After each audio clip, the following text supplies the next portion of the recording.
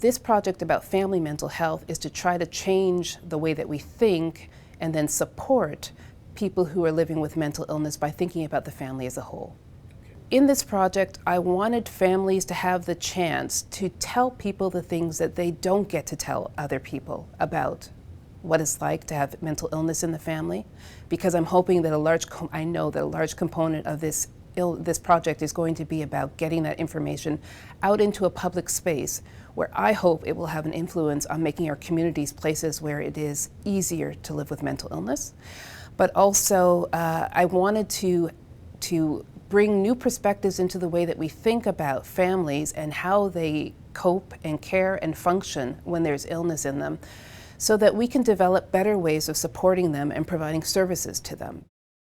I think the main topic was like to be able to have a team support since the very beginning. Mm-hmm. If you bring your relative in a psychotic crisis to the emergency room, since that moment, the whole family should be captured by a team to be able to be the supportive. You know, you need to treat mental health as we talk about that, as any other type of health issue.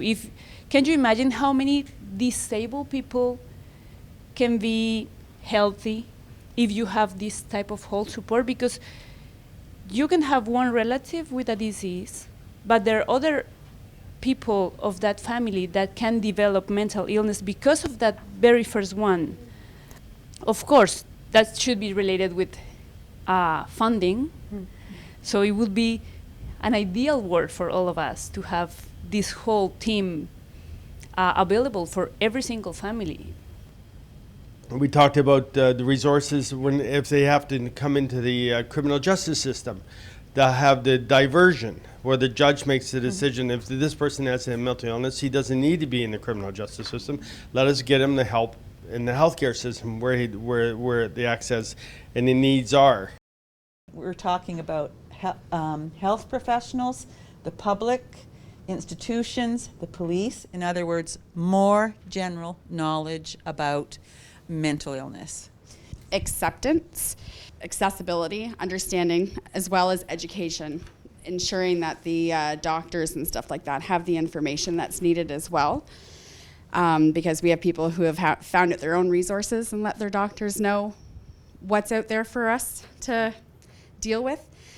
Stability of programs, being able to see a counselor and not have to 6 months down the road change to a different person to talk to, because that ends up being a trigger for a lot of people as well. List of community supports, list of health supports, list of wellness tools, list of different stages of wellness and different supports that you might want to connect depending on where you are in your journey. Better access to information about services that exist, adopting Barb's jewel of a no wrong door approach. If you go through a door and it isn't the right one for you, which we know is possible, that door would stay open until you knew what door you should go to next.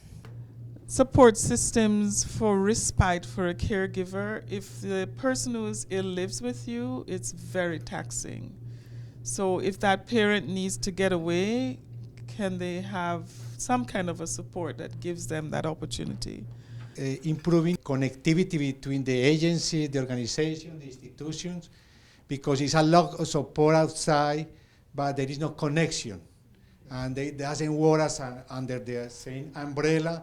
And we need that all that system work in order to help families and the patient, and could be a way to improve that, and as a holistic approach for everybody. This is one of our ideas.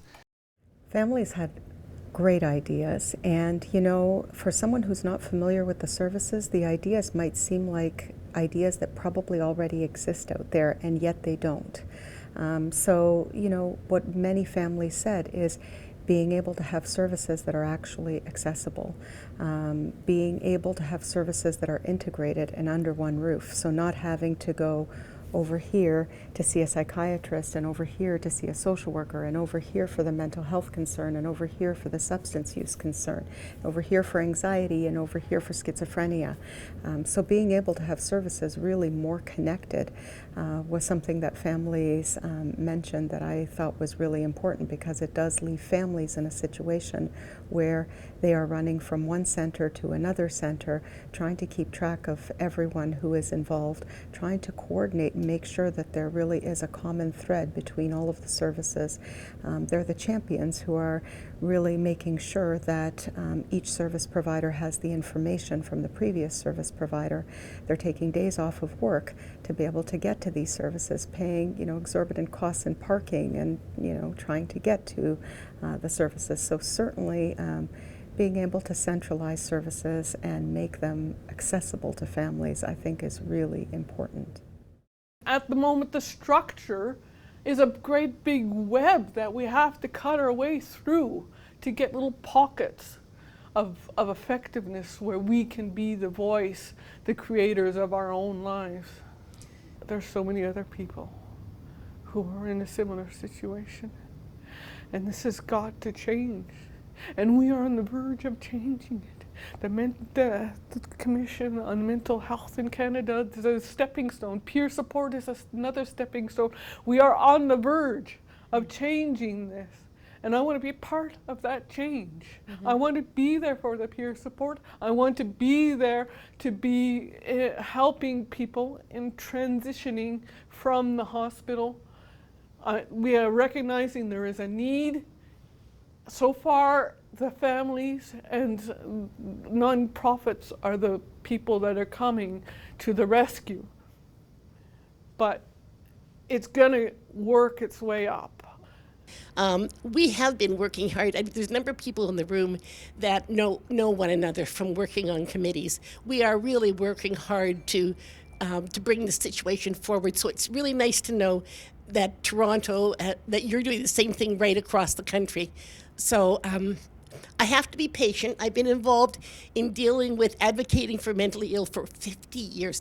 50 years. And I'm really seeing some positive things happen, but I'm never satisfied. So let's get the pace going faster and get to the end result so that people that are suffering from mental illness are integrated into the community and have the same respect and consideration that anyone else, including the person with cancer, has in our society, because we're all equal at heart. Thank you. All right, thank you.